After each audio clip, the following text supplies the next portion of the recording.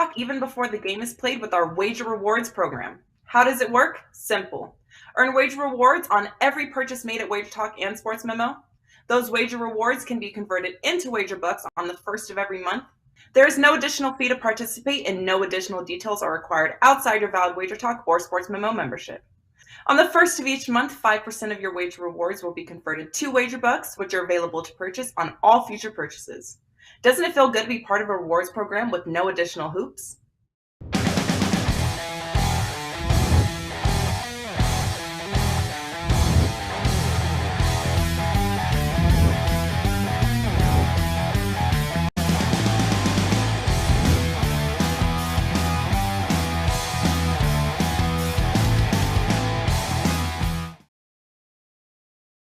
Happy Thursday, guys. Carmine Bianco. This is WagerTalk TV, and this is Stoppage Time, the EPL edition of the show. We're going to look at 3 games that go this weekend.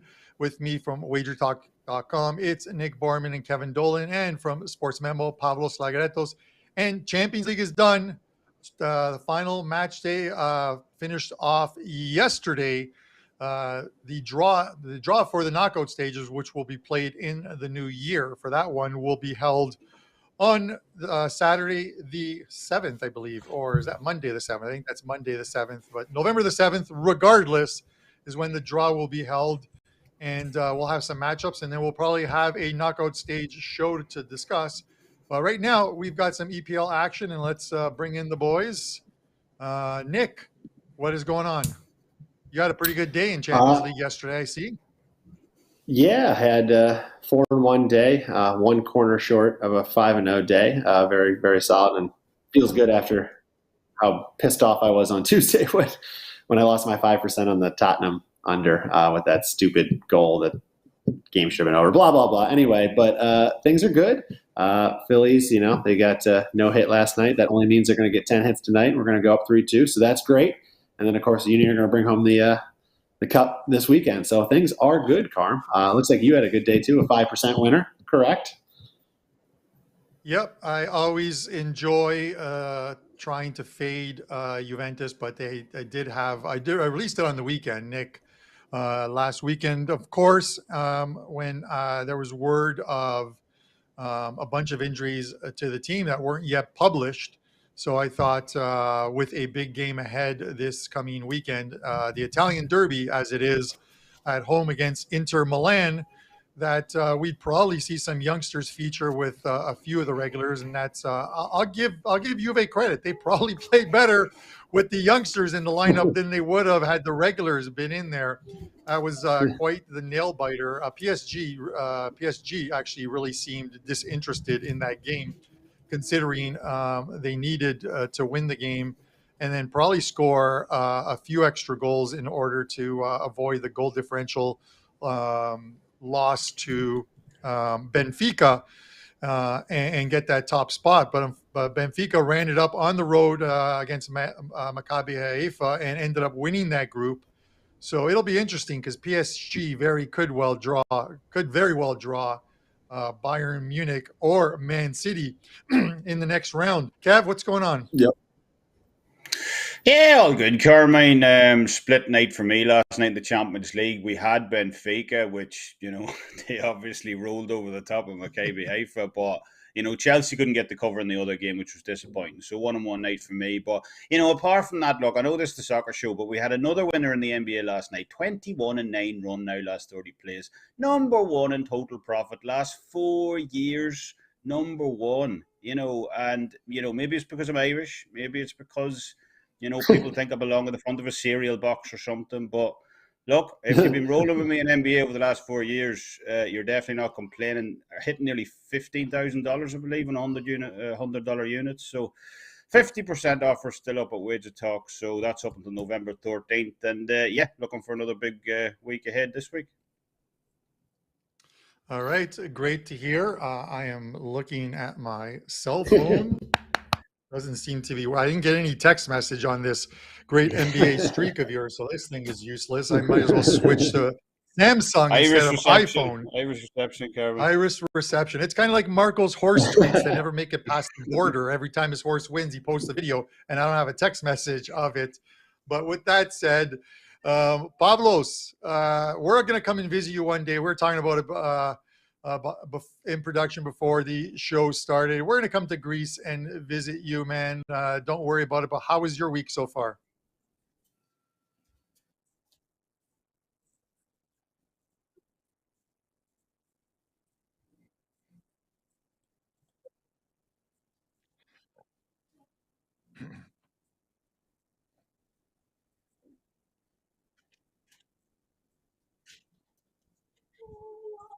Two and a half goals. I didn't put it on, so I'm kind of fuming at myself. I do have a 10% for tonight, and every thought that I had for the Europa and Europa Conference League has been loaded at my page. So I have a 10% for the Europa League, I have a 4% for the Europa Conference League, and a 3-pack. So all my plays, all of my thoughts are all loaded at the page. I'm not going to miss out today. It's going to be a huge day for us. All right. We wish you the best of luck, Pavlos, on that one. But we've got 3 games to discuss. Let me let you know what we're going to do on today's show. We're going to talk about the Saturday fixture between Everton and Leicester City. Then we're going to go to a couple big Sunday ones, Chelsea and Arsenal. That's probably the game of the weekend. Although, if you're a Spurs or a Reds fan, you'll say that the game of the weekend is the third and final game we're going to discuss, which is Tottenham and Liverpool from Hotspur Stadium. And then we're going to give you, of course, at the end of the show, 4 best bets. I will not skip over Pavlos this time. I'll remember to include him in the best bet segment. But let's go, guys, right off the bat. Let's look at Everton and Leicester City. Let's look at the numbers on this one. Everton plus 141 at home. The draw is plus 232. Leicester City is plus 202. So a slight dog in this one, probably about a quarter goal or stuff. Nick, I'm going to go to you first on this one, but all I'm going to say is you guys are going to do the heavy lifting today. I like the under in this one.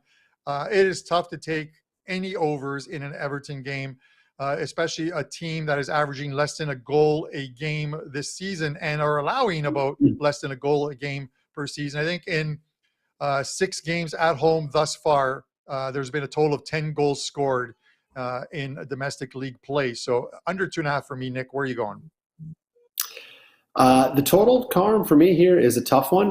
You're absolutely right about the Everton side and how they play this year. I'll start off by saying Leicester, they've allowed the 3rd most goals in the league, 25, but they've still scored the 7th most with 21. So naturally their over record is very good, 7 and 4, and then 2 pushes so far this year and whatever their games have been lined at. But Everton, you mentioned their under record, so they've been the opposite. They've scored 11 goals, tied for the 3rd fewest. However, they've only conceded 12, which is actually the 4th fewest in the entire league also. So coincidentally, their over-under record is just 4 and 9 to the under. So it's hard. It's like which side is going to dictate the play on the field. I would kind of agree with you that I think it's going to be Everton. And if you look at the numbers on these teams, it's surprising to see that the only thing Everton is actually beating Leicester in is the offensive expected goals, while Leicester ranks ahead of Everton across the board everywhere else. But it's minimal. And if you look at the rankings, and it's not like Everton's a top half team, Leicester's a top half team and Everton's a bottom half team. They're both stink and they're both in the bottom half. And this matchup is tough. I would go, if I'm going to choose a side, since I can't really comment on the total, I'm a little confused to say the least. I'd give a slight lean to Everton at home, where they've had most of their success this season. They got 2 wins, 2 draws, and just 2 losses, which came against the big 6 sides, United and Chelsea. Then they also had a solid draw against Liverpool. But the bigger reason is just how bad Leicester has been on the road. Granted, Leicester has had a pretty tough road schedule, and they are coming off a 4-0 win at Wolves in their last road game. But before that, they had lost all 5 on the road. They've conceded 3.8 goals per game in those 5 games, including a loss to Bournemouth. Everton, I don't feel comfortable in them winning the game, I'll be honest. So if I'm going to play this, I'm going to take the Asian line, which is minus a quarter of a goal. Right now, I think pick'em price is priced a little higher, like minus 135, somewhere in the neighborhood, but minus a quarter of a goal is around even money, maybe a small plus number at plus 105. That way, at least if this thing ends in a draw, we're only losing half our wager. I don't want to lay a half a goal or take the money line and force them to win and lose the whole thing. So Everton's been pretty decent at home against Leicester in the recent head-to-head series as well. So slight lean on Everton at home in this game. I'm stuck on the total a little bit. Maybe you guys can direct me on the total better than I could figure it out. Yeah, it's definitely a tough one. And Pavlos, the interesting thing about this one is you look at it, and you're a guy who loves playing those both teams to score. The both teams to score is actually the yes is actually the favorite at about -130 and -135, somewhere around there. Yet the under 2.5 is shaded to -125 on the under, which obviously took me to the exact scores, and the lowest exact score is a 1-1 draw at +600 or 6-1 odds. Thoughts on this game and any of those? Yeah, this is one of the games where I like to bet. It's a popular bet, at least here in Europe, where you pick a certain number of totals in this match, and I'm gonna take the 2 or 3 goals at -105. Of course, this is available in most sports books. I think even the big ones have it now. Everton, they're 8-5 to the 2 or 3 goals, and just 3-3 at home. However, whenever these two sides meet, especially in the last, I believe, 5 or so seasons in EPL matches, they're 9-1 to the 2 or 3 goals in the last 10 between the two sides. Now, this prop covers a lot of possible scenarios, and that's why it's one of my favorite ways to bet in matches where I just don't care who wins. So we usually see this match where you say, okay, this looks like an under 3, but maybe there's exactly 3 goals, but the over-under is set at 2.5. So what I'm gonna do? Both teams to score seems a little shady because it could end up like a 2-1, 2-0 situation for either side. So I like 2 or 3 goals -105. Historically, this is a prop that has hit 9 out of the 10 out of the last 10 matches these two played against each other, regardless of venue, and it covers a lot of possible scenarios: the 1-1 draw, the 2-0 for either side, the 2-1 for either side. So I don't expect any crazy numbers here. I think this is going to be marginal between the over and the under. That's why I like the prop of 2 or 3 goals at -105.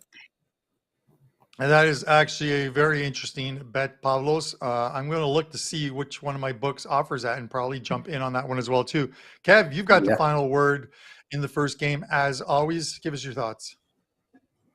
I'm going to take Pavlos' shady bet there. I'm going to take both teams to score in this one. As look, I have been impressed with Leicester's upswing in defense over the last few weeks. It's the reason I took the under in last week's show when we talked about the Manchester City game. But, that being said, I do believe both teams will find a way to score here on Saturday, over at Goodison Park. Leicester have a real history of scoring in this venue over the last decade. They've scored in 12 straight matches now inside Goodison Park against Everton heading into this one. I know Everton are, coming off back-to-back clean sheets themselves over recent games. But, does anyone really believe that this defense is that good?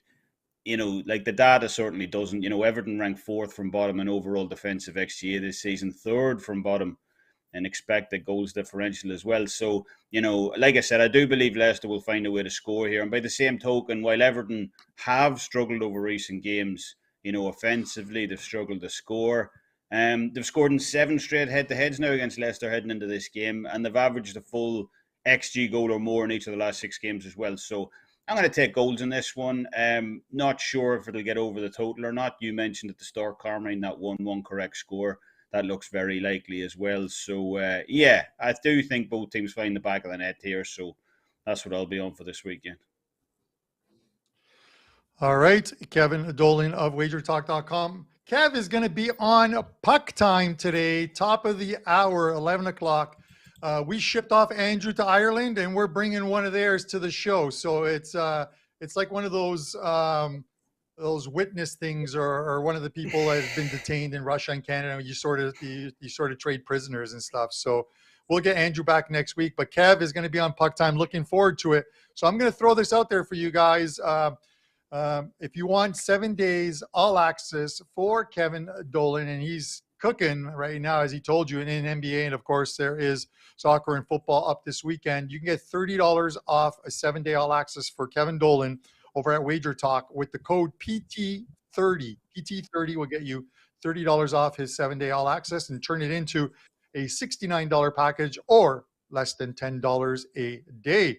All right, boys, next game on the card, Chelsea and Arsenal. This is a Sunday fixture. Let's have a look at the numbers on this one. You got Chelsea plus 162 at home. The draw is plus 237. Arsenal, top of the league Arsenal, Jenga Arsenal, as we love to call them, plus 171. plus money right across the board. Kev, I'm going to go right back to you. This is one where I actually think we're going to see some goals in this game. And now it may not be a ton of goals, but I think enough to get us over the number and both teams scoring. So that's where I'm going here. I'm taking both teams to score and over 2.5, which is plus 120. And that's how I'm looking at this game. I'm leaving it to you guys to do the heavy lifting. Give me your thoughts on Arsenal and Chelsea.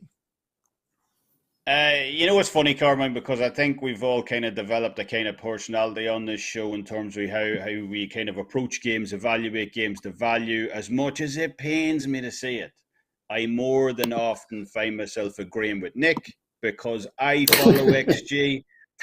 That gives me a real headache. You know, we both follow the data, shot count data, all that other stuff. But we're going to disagree on this one. I've already hacked into the system. I know what selection Nick's going to give out, and he's wrong. Because this, even though we both follow the same kind of metrics, this is where our paths diverge here. And it's because of me. Because, you know, while I am a big proponent of XG data, so on to evaluate games, and Arsenal, like, if you took the labels of both of these teams, Arsenal are clearly the better team this season in that regard, pretty much every regard. But, you know, it's Jenga Arsenal. I just can't be having them effectively at evens here against the Chelsea side in Stamford Bridge. My eyeballs over the last few years, they've witnessed too many car crashes with this Gunners team. I can't be doing, I can't put my money down on this team. So, you know, while I get the data, you know, one of my other methodologies, obviously, when I'm looking at games is to evaluate previous prices in seasons gone by. You know, kind of see where the value has shifted in the game. And, you know, over the last 3 times these two teams have met each other in this venue, Stamford Bridge, Chelsea have been going off at minus 138, minus 111, minus 111. And now we're seeing plus 160s out there for this game. You know, that's a 70 to 100% line move in 7 months. Again, I just can't be having it. I do get the reasoning for Arsenal, obviously. You know, as I said, if you put these two teams up on a graph, took the names of them, you'd be all over Arsenal in a spot. So I can definitely understand why Arsenal the play here. They're clearly the better side data-wise. You know, and maybe this is Arsenal 2.0. You know, maybe we were back to the invincible days of Freddie Ljungberg and Robert Pires and all them boys. But as I said, I just can't do it personally. They've traumatized me for too many years. So I lean to Chelsea at the pick and price for me on this one. But what I will say is, a win here will go a long way in restoring, you know, my faith in this team. You know, we've seen them lose against Manchester United this season. They win against Tottenham, but we all know how Tottenham has struggled on the road this season. They had a close win against Liverpool as well, but that doesn't look as good when Nottingham Forest and Leeds are showing up in the following weeks and doing the exact same thing. So the jury's still out in Arsenal for me. But if they can put in a dominant performance at Chelsea this weekend, I may actually start, you know, I may start to become a believer in this team myself. But for this weekend at least, I'm going to stick with taking the home side here, Peckham, and take Chelsea at home. All right, Kevin Dolan, WagerTalk.com. And it's a London derby. I love watching London derbies. The fans are always into it. The visiting supporters are always great. Pavlos, you're next up on this one. You know, it's Arsenal, it's Chelsea. These are two teams that are trending. They're in form. You looked at Arsenal last week. I get it. It was Nottingham that they played, but when they opened them up, they really opened them up. A little bit of white noise this week because the media does it. It's what the media does. But now they're talking about like how Barcelona are interested in Arteta as their man of the future. That white noise sometimes can disturb a team and get into the locker room. I don't think it does here, but does that factor into anything for you? Well, it's always, you know, I don't think Arteta is going to leave Arsenal for Barcelona unless I think he's going to play out the season. Now, what happens next season is probably too early to judge. But yeah, I don't think Arteta, you know, being like a Pep's tutor, or not tutor, the other way around, student. I don't think he's going to let all those sirens, you know, get into his head. Maybe he secretly wants to go to Barcelona, but I don't think he's going to show it. And in order for him to go to Barcelona, he's got to do something really good with Arsenal. And, you know, Arsenal, they ran out of, let's say, wiggling room They now are just City are just 2 points behind them, so they know that one misstep and they'll miss the top spot. So I'm not really sure where to go here in terms of money line or totals, because this could very well be an under, this could very well be an over. So I did the same thing that I did with the previous match. I'm going to take the 2 or 3 goals prop at -105. And the numbers are simply astonishing. Chelsea are 13-3 to the 2 or 3 goals in their last 16 matches in all competitions, and regardless of venue. At home, they're 7-1 to the 2 or 3 goals, and their only home match that didn't have 2 or 3 goals was the home opener against Tottenham, where Chelsea were up by 2-1, and they conceded a goal in the 6th minute of stoppage time, so that produced 4 goals. So, and Arsenal, they're 6-3 to the 2 or 3 goals on the road. So again, whenever we see, personally, this is my personal opinion, right? Whenever I see matches that are tough to predict and this, I do see an under, but I also do see an over. Whenever I'm in this situation like this, I like to pick the 2 or 3 goals, which again covers a lot of scenarios. Covers the 1-1 draws, covers the 2-1 for either side, 2-0 for either side, and 3-0 for either side. So that's a whole lot of correct scores that are factored into, that are included into picking the 2 or 3 goals. So again, in this match, I like 2 or 3 goals at -105. Pavlos, I'm going to tell you, I listened to most of that, and I understand where you're coming from, but I almost felt like I was watching weather on my local TV, where the guy says it's partly cloudy with a chance of sun, might be some rain, and he's going to be right Exactly. no matter what, because he's named 5 things that can happen as far as the forecast goes. Yeah, that's why you take 2 or 3 Nick, goals listen. and you have all the scenarios. Oh God, Nick. With that Don't care said, who listen. Don't care who wins. I do care if it rains or not. But Nick, with this Arsenal team, like people wanted Arteta's head for the last couple of years or so. He's got him playing a style.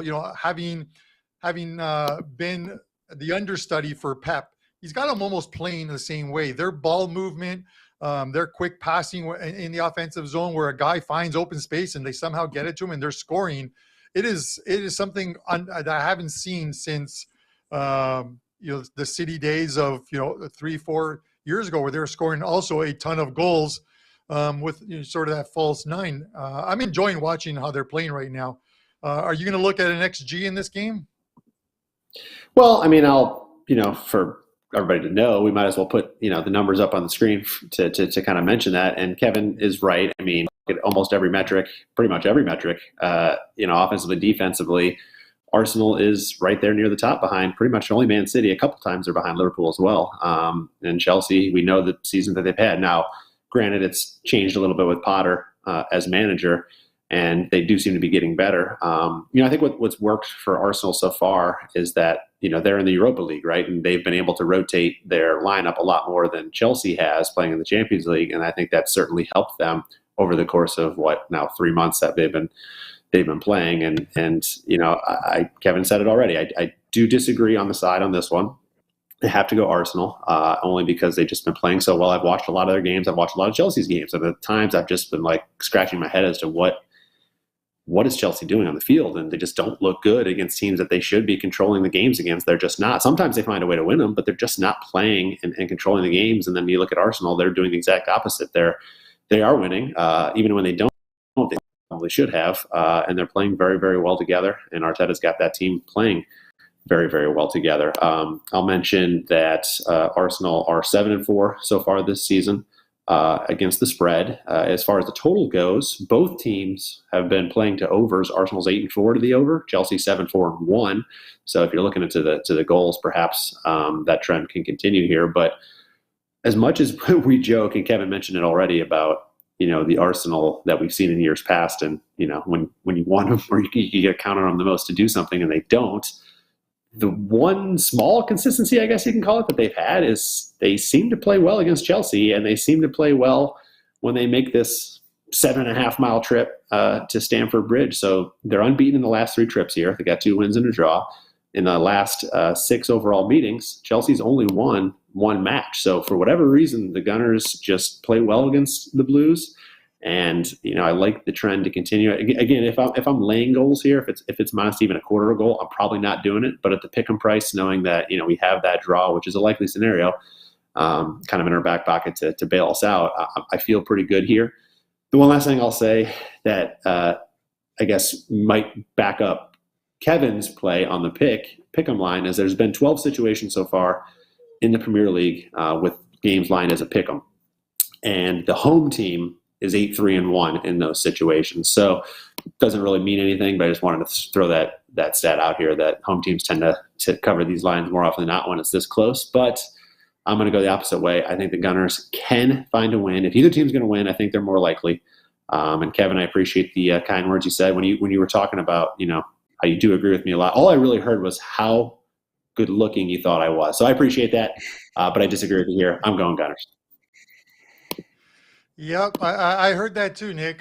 You have to read between the lines, but it was there somewhere. And listen, sometimes we're overlooking winners when we sort of dig in our heels and think about the Arsenal teams of the last few years and how, as we call them, Jenga Arsenal, and how they've disappointed us. It's probably one of my faults in years past, because I remember one Premier League season where the new year came after Boxing Day, and Leicester was atop the Premier League, and I'm like, it's not going to last. I'm just going to fade Leicester City pretty much every weekend, and then Leicester City at 5,000 to 1 odds wins the Premier League, and I am holding a lot of losing tickets because I just kept trying to fade this team who wouldn't lose. So sometimes we dig in our heels and it goes the absolute wrong way. Guys, before we get to the final game on the card, I want to remind you of the show special that we have up, which is the buy one, get one. Basically, it is a special on everyone's page. You'll find it on the right-hand side of the page for all four cappers, 3 at WagerTalk and a sports memo. You're going to get 2 months of soccer for the price of one. So it is $199 as opposed to for 2 months, as opposed to $199 for 1 month. And of course, the World Cup is less than 20 days away, 17 days away until they kick off the first game of the World Cup. Qatar and Ecuador, I believe, the first game is. So there's plenty of European football and then the World Cup. So that is a great package, which will obviously carry you into the new year with 2 months of soccer. All right, guys, let's look at the final game on the card before we get into our best bet segment. It is Tottenham and Liverpool. Tottenham plus 210 at home. The draw is plus 270. Liverpool plus 121. Pavlos, I'm going to go to you first. Each week, they disappoint me, and I say I'm never taking Liverpool again. They look good in Europa League. They put 7 past Rangers, and then they disappoint me. They put 3 past Ajax, and then they disappoint me. Well, they beat Napoli, handing Napoli their first loss of the season in all competitions, 2-0. I'm taking Liverpool plus 121. I'm sticking my hand on the oven one more time to find out if the burner is still on. Liverpool plus 121 for me. Pavlos, where are you going? Well, by what you said, you should be expecting a Tottenham win here. You should be expecting Liverpool to disappoint you. But I just have to say a quick couple of thoughts. Marseille, they lost to Tottenham by 2-1 midweek, and then you had the centre back Chancel Bemba, who played for Porto last year, and he went out on the record and he said, "We didn't know we're gonna get disqualified if we lost at the end of the match." Like, are you freaking kidding me? That's one. And the second one, I had both teams score and over 2.5 goals in the Napoli versus Liverpool. I never expected Napoli to not be able to score, but still, let's get to this match now. Tottenham, they're 4-2 to the over 2.5 goals at home. And their only 2 matches that didn't have over 2.5 goals were against Everton and Wolves, two sides with very similar characteristics. They can't really score goals, but they have tight defenses. Liverpool, they're 6-2 to the over 2.5 goals across all competitions on the road. They too failed to have an over against Everton, which was a goalless draw. Of course, that's also a local derby as well. And they also produced an under when they lost to Nottingham by 1-0 on the road.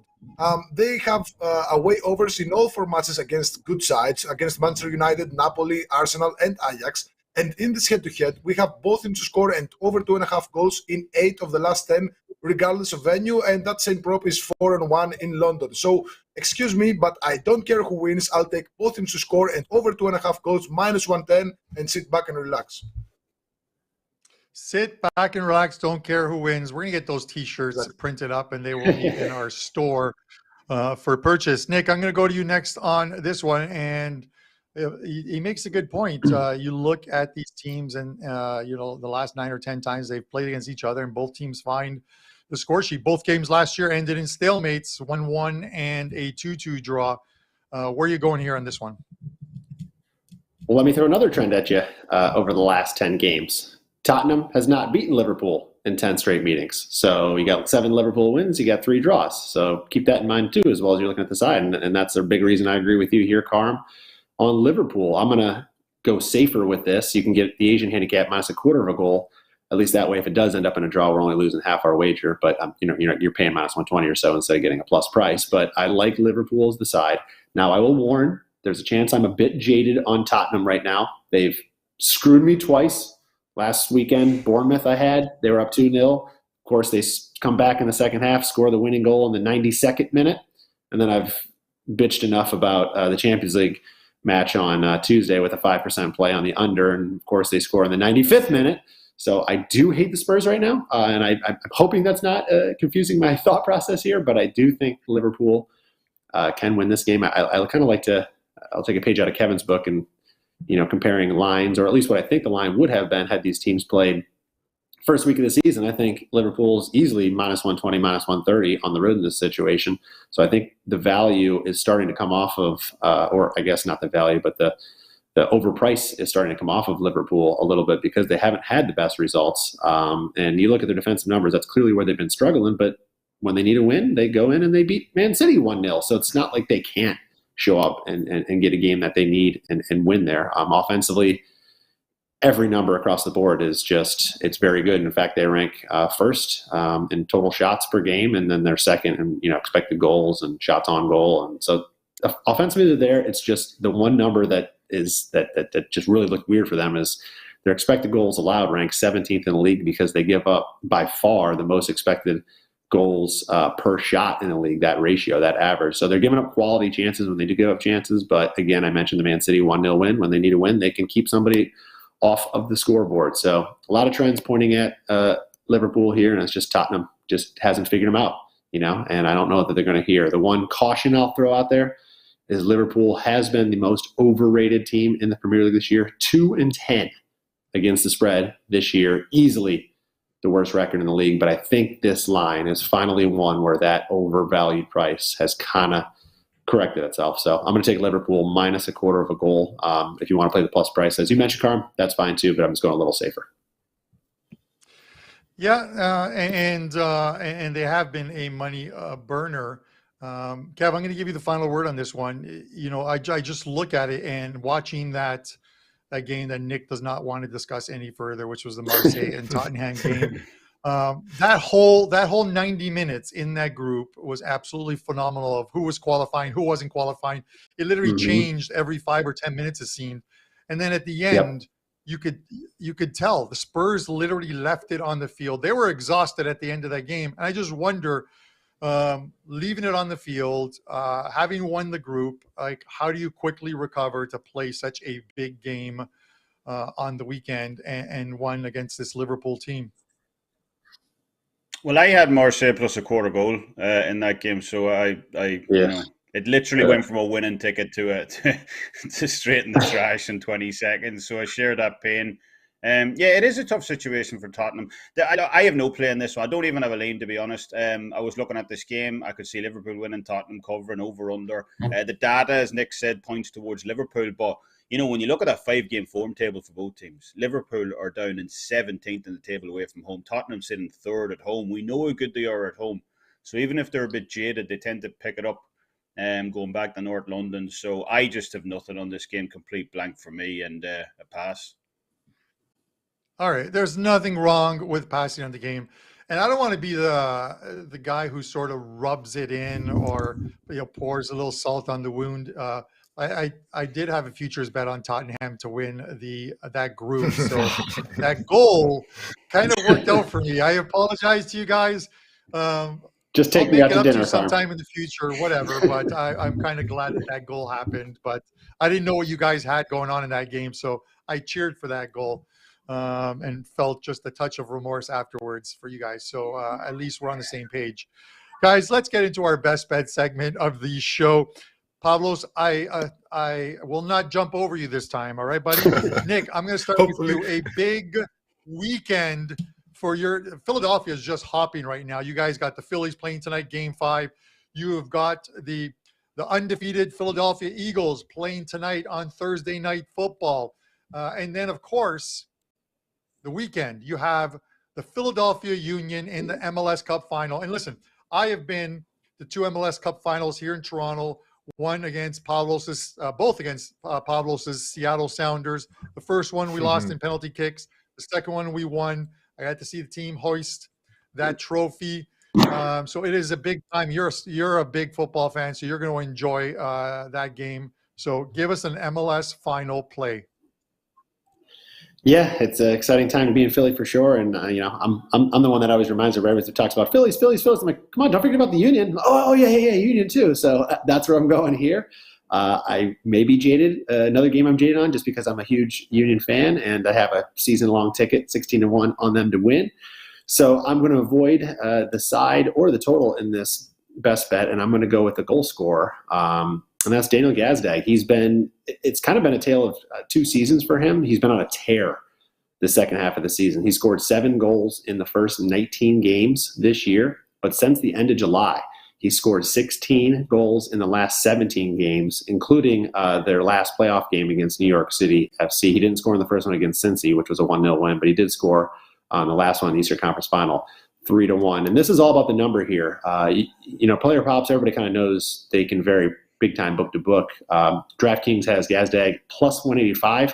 FanDuel has him at plus 270, and that price just seems too good for how well he's been playing, basically scoring 1 goal per game over the last 3 months. So it's hard for me to ignore that, and this price seems too good. Even at Bet365, he's plus 260. So shop around. I would say if you're getting this number north of plus 225, 230, you're in a good spot. I don't like the DraftKings number, but plus 270 is a really good price, and I think if Philly's going to win this game, and if they're going to have to score, and I think he's the best chance that they'll do it. So Gazdag, anytime score, plus 270. Go Philly. Go Philly. There you have it. Nick's best bet is brought to you by Gino's Cheesecakes. Get a Gino's Cheesecake on 9th Street in Philadelphia. You'll absolutely love it. Mention Nick's name and you get 10% off. Pavlos, you're taking us to France, the land of baguettes, with a Ligue 1 game. Tell us what you got. Pavlos, you're muted. I'm muted. Okay. I have a 10% Europa League max bet for tonight. I have a 4% best bet for tonight as well, and a 3-pack for tonight as well. 6-0 in Champions League, 5% top bets in 2022-23. 100 plus 116% in profit in both 5% and 10% bets in August last season. So it's been going amazing. Now, Lorient versus PSG. Lorient, they're having a sublime season so far in the League 1. They're sitting 4th in the league with 27 points, just 3 points behind Lens and the second spot of the league. Now, they played 6 home matches so far in the season, and they're 4-0-2 in first halves, which means that they have 4 wins, 2 draws, and no losses. They were winning at halftime against some really good teams like Nice, Lille, and Lyon, among others. Now, PSG, they have some really good first half numbers on the road as well, with 6 wins and 1 draw in the 7 first halves away from home in league play. However, they played 10 away matches so far in the season in all competitions, and their last 8 away first halves, they had 4 draws against Juve, Rennes, Benfica, and Maccabi. And the other 4 matches, they were winning by exactly 1 goal against Ajaccio, Lyon, Nantes, and Toulouse. Now, last season, Lorient, they held PSG to a 1-1 draw in this venue, and they were actually winning at halftime. And the season before that, they beat PSG by 3-2, and that halftime was a draw. So, long story short, I'm going to take the first half Lorient plus 0.75 at minus 120. But I'm throwing also a couple of plays there. Lorient plus 1 3/4 goals for the total at minus 113, or the both teams to score and over 2.5 goals combo at minus 102. But my best bet is first half Lorient plus 0.75 at minus 120. All right, there you have it. Kev, I'm going to go to you next. You are taking us to Portugal and a Friday game. Tell us what you got. Yeah, we got a Europa League best bet up for tonight, Carmine. NBA double dribble game of the night as well. We've been so hot, and so yeah, they're both up right now. In terms of a best bet, as you said, I'm going to head over to Portugal for mine. We're going to take a look at Gil Vicente at home against Portimonense over in the Portuguese Premier League. I hope I pronounced them right. Gil Vicente slipped into the relegation zone with a fourth consecutive loss against Braga at the weekend. Ivo Vieira, the manager, he's under some serious pressure in the hot seat of this club. A lot of people asking him to go. So, we're getting in the must-win territory with this team right now, but, they're facing the perfect opponent here on Friday. Despite their decent league position overall this season, Portimonense have lost 3 straight in a row to late. They failed to score in any of those 3 games as well. So, this is a good spot for a bounce back for Gil Vicente there tomorrow night, and I like them to get the win at plus 119. So, that'll be a best bet for me. All right. Best of luck with that. Before I give you my best bet disclaimer, you cannot get a 10% discount at Gino's Steakhouse by mentioning Nick Borrman's name. I just wanted to make that perfectly clear to you guys. But with that said, guys, I'm going to the EPL and a Sunday game. I'm going to take Newcastle. Newcastle, 6 wins, 3 draws, 1 loss, their last 10 games against Southampton. This is, sitting fourth. Only 10 goals allowed, the lowest amount allowed by any team thus far in the Premier League. I love the way this team is playing. This is a very good buy low spot for them, and you're only laying about minus 106, minus 108 juice, and that's where I'm going here. Newcastle to get the money on Sunday as your show best bet. Guys, we're going to be back on Tuesday. Obviously, no Champions League, but we do have some domestic midweek games in Italy, in Spain. There are some EFL games going with Man City and Chelsea playing against each other. So some important ones. So we'll look at the best bets for today's show, and then we'll mention that we'll be back on Tuesday, 10 a.m., with some other top European games across Europe, in Spain, Italy, and then back in England for the EFL Cup. We appreciate you guys tuning in. For myself, Nick Borrman, Kevin Dolan, and Pavlos Laguretos, this is Stoppage Time. Best of luck this weekend. You're a winner at WagerTalk even before the game is played with our Wager Rewards program. How does it work? Simple. Earn wager rewards on every purchase made at WagerTalk and Sports Memo. Those wager rewards can be converted into wager bucks on the first of every month. There is no additional fee to participate, and no additional details are required outside your valid WagerTalk or Sports Memo membership. On the first of each month, 5% of your wager rewards will be converted to wager bucks, which are available to purchase on all future purchases. Doesn't it feel good to be part of a rewards program with no additional hoops?